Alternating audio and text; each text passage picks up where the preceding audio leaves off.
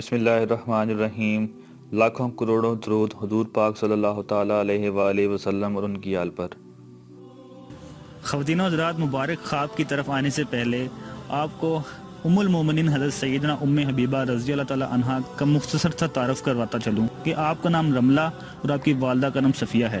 آپ حضرت سیدنا امیر معاویہ رضی اللہ عنہ کی بہن اور حضرت سیدنا ابو سفیان رضی اللہ تعالی عنہ جنہوں نے فتح مکہ کے موقع پر اسلام قبول کر لیا تھا کی صاحبزادی ہیں۔ حضرت سیدنا ام حبیبہ رضی اللہ تعالی عنہا کی ولادت سرکار مدینہ صلی اللہ تعالیٰ علیہ وآلہ وسلم کے اعلان نبوت سے 17 سال پہلے مکہ مکرمہ میں ہوئی۔ آپ اسلام کے ابتدائی دنوں میں ایمان لے آئیں اور حبشہ کی طرف ہجرت فرمائی۔ پہلے شوہر سے آپ کی ایک بیٹی تھی جس کا نام حبیبہ تھا، اس لیے آپ رضی اللہ تعالی عنہا کی کنیت ام حبیبہ ہے۔ ابھی آتے ہیں مبارک خواب کی طرف۔ حضرت سیدنا ام حبیبہ رضی اللہ تعالی عنہا فرماتی ہیں کہ میں نے خواب میں دیکھا کہ ایک شخص مجھے یا ام المومنین کہہ رہا ہے، تو میں نے خواب کی یہ تعبیر لی کہ رسول اللہ صلی اللہ تعالیٰ علیہ وآلہ وسلم مجھ سے نکاح فرمائیں گے۔ جب حضور اکرم صلی اللہ تعالیٰ علیہ وآلہ وسلم کو حضرت سیدنا ام حبیبہ رضی اللہ تعالیٰ عنہا کے بارے میں پتہ چلا کہ پہلے شوہر سے علیحدگی کے بعد آپ رضی اللہ تعالیٰ عنہا نہایت مشقت کی زندگی بسر کر رہی ہیں، تو آپ صلی اللہ تعالیٰ علیہ وآلہ وسلم نے حضرت سیدنا عمرو بن امیہ رضی اللہ تعالیٰ عنہ کو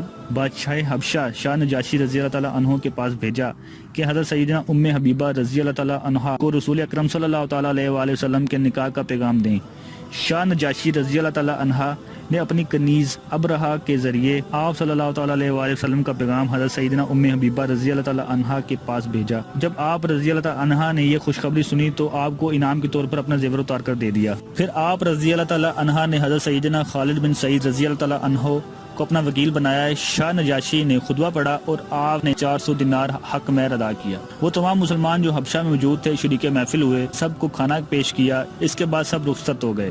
آپ رضی اللہ تعالیٰ عنہ کے شوق عبادت کا یہ عالم تھا کہ ایک بار آپ نے نبی کریم صلی اللہ تعالیٰ علیہ وآلہ وسلم سے سنا کہ جو شخص 12 رکعت نفل روزانہ پڑھے گا اس کے لیے جنت میں گھر بنایا جائے گا۔ چنانچہ آپ نے روزانہ 12 رکعت نفل پڑھنا شروع کر دیے۔ حضرت سیدنا ام حبیبہ رضی اللہ تعالیٰ عنہ کے والد ابو سفیان اسلام لانے سے پہلے ایک مرتبہ مدینہ منورہ آئے۔ حضرت سیدنا ام حبیبہ رضی اللہ تعالیٰ عنہ کے گھر پہنچ کر سرکار دو عالم صلی اللہ تعالیٰ علیہ وآلہ وسلم کے بستر پر بیٹھنے لگے تو آپ نے اپنے والد کو اسی وقت مسلمان نہ ہونے کی وجہ سے اس بستر پر بیٹھنے سے منع کر دیا۔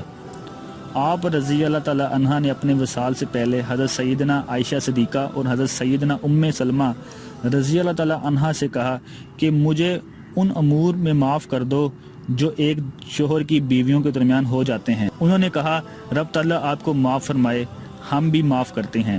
حضرت سیدنا ام حبیبہ رضی اللہ تعالیٰ عنہ نے کہا اللہ تمہیں خوش رکھے، تم نے مجھے خوش کر دیا۔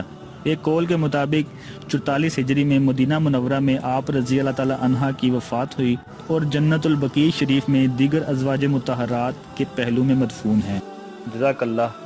اگر آپ کو ہماری ویڈیو پسند آئی ہے تو اپنے دوستوں کے ساتھ شیئر کیجیے اور مزید اچھی ویڈیوز کے لیے ہمارا چینل سبسکرائب کیجیے۔